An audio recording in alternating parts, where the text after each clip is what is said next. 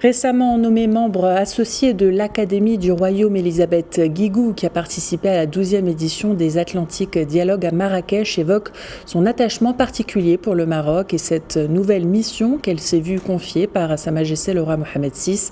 L'intégralité de l'émission Questions d'actu est à suivre ce soir à partir de 21h sur Médien TV Afrique en compagnie de Khadija Hassen. Voici un extrait.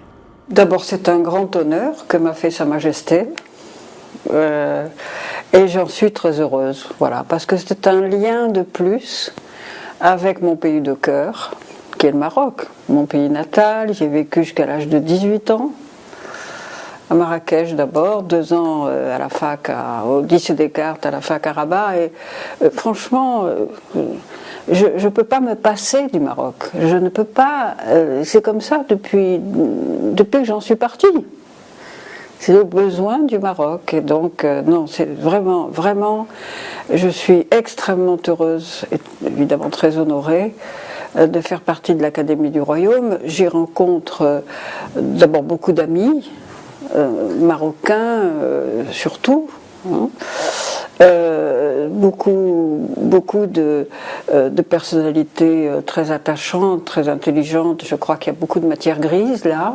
Et comment voyez-vous justement cette mission qui vous a été confiée pour, je le disais dans mon introduction, pour promouvoir la pensée universelle, pour promouvoir aussi, vous l'avez dit, cette identité plurielle qui est propre au Royaume du Maroc?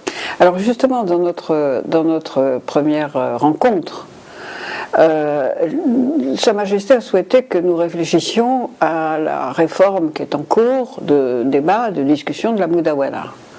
Grande réforme, vraiment, qui n'a pas, je crois, d'équivalent, enfin, qui montre que le Maroc veut toujours avancer, mais faire en sorte aussi que la société marocaine accompagne et se sente partie prenante de ces réformes. C'est ça qui est très remarquable au Maroc, c'est que le débat est là parce que c'est pas facile. Ce sont des sujets extrêmement délicats. Moi, j'ai eu à en connaître dans au moins 2 de mes postes ministériels. Exact. Vous avez été garde des Sceaux, oui, et ministre de l'Emploi et de la Solidarité. Donc j'avais une ministre déléguée à la famille.